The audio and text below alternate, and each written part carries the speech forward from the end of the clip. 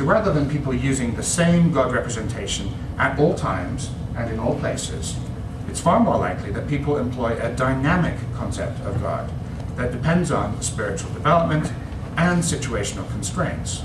So a charismatic worship service, the commute home, sitting in a foxhole while under fire, each of those are likely to activate different representations of God.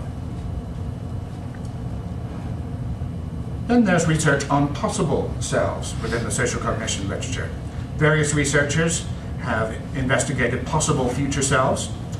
Tori Higgins, for example, has investigated two specific potential future selves: the ideal self, how I wish I were, and the ought self, how I feel I should be, pressures from others. And she has distinguished those from the actual self.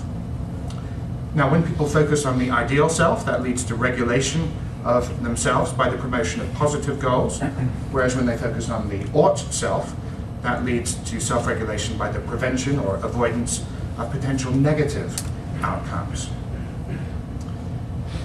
Well, given that people can hold multiple schemas for themselves, we might hypothesize that people hold multiple schemas for God.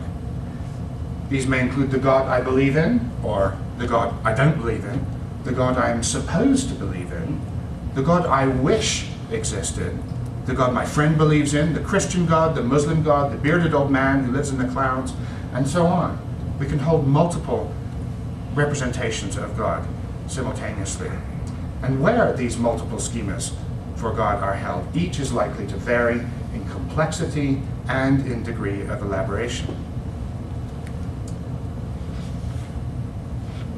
Now further, in exploring these possible selves, researchers have noted that a discrepancy between the actual self and the ideal self can lead to feelings of loss, sadness, and dejection, whereas a discrepancy between the actual self and the ought self can lead to feelings of anxiety, guilt, and agitation.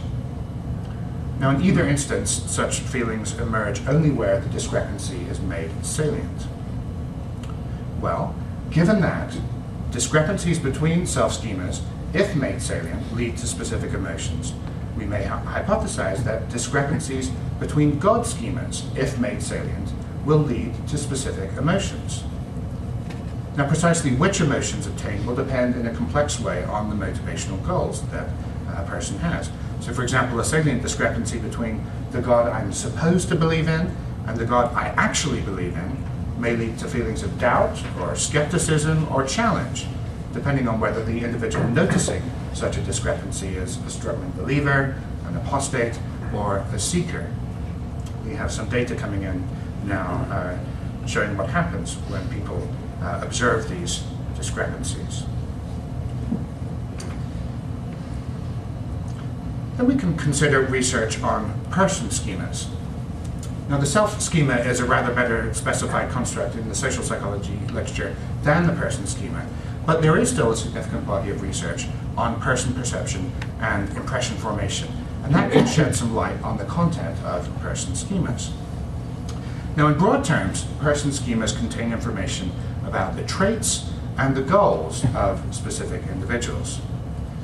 In an early application of schema theory to person perception, this is Social Psych 101, then Solomon Asch, back in 1946, demonstrated that people make use of discrete pieces of information to form overall impressions about individuals.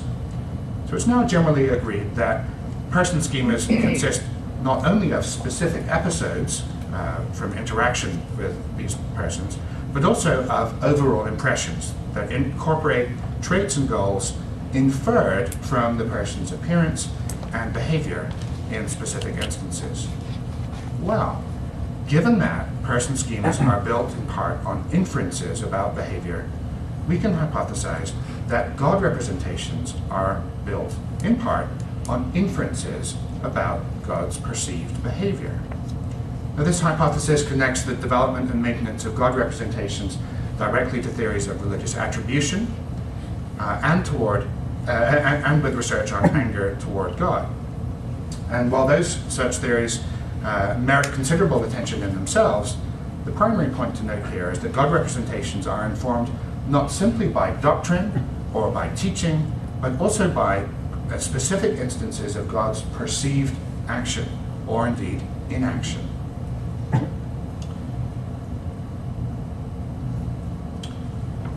More recently, researchers have considered the cognitive representation of self and other in relationship rather than in isolation.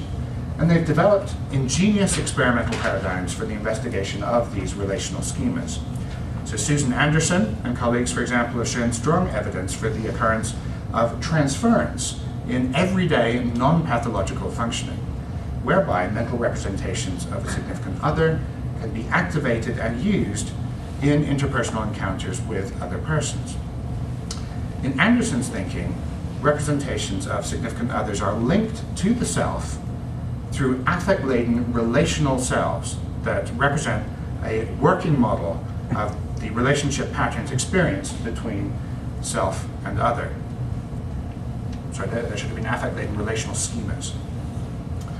Activation of these relational schemas can trigger shifts in perceptions of others and of the working self-concept that we considered, and that can thereby result in powerful transference effects, even with complete strangers. Now, Mark Baldwin has proposed a more general account of the existence of relational schemas as consisting of self and other representations together with an interpersonal script for the typical patterns of interaction that have been generalized from past experience. Well, given that self and significant others overlap in relational schemas, we can hypothesize that God and self are represented together in relational schemas that include interpersonal scripts for typical patterns of interaction, generalized from past experience. Hill and Hood, in a 2002 article, also suggested this possibility, and noting that one example of an internal script is an individual's attachment style. Well, to conclude, this brief examination of the social cognition of self and person and relational schemas, as you've been able to see, has generated multiple hypotheses, 6 hypotheses about how people represent God in mind. And together, these hypotheses suggest that God representations are considerably more complex than is generally recognized within the psychology of religion literature. So this allows us, therefore, to move on in our research within psychology of religion, taking use of the tools within social cognition to refine the theory that we've been building here in an iterative process of theory-driven hypothesis testing and then data-driven hypothesis generation. Thank you for listening. I'd like to acknowledge also the support of the John Hamilton Foundation.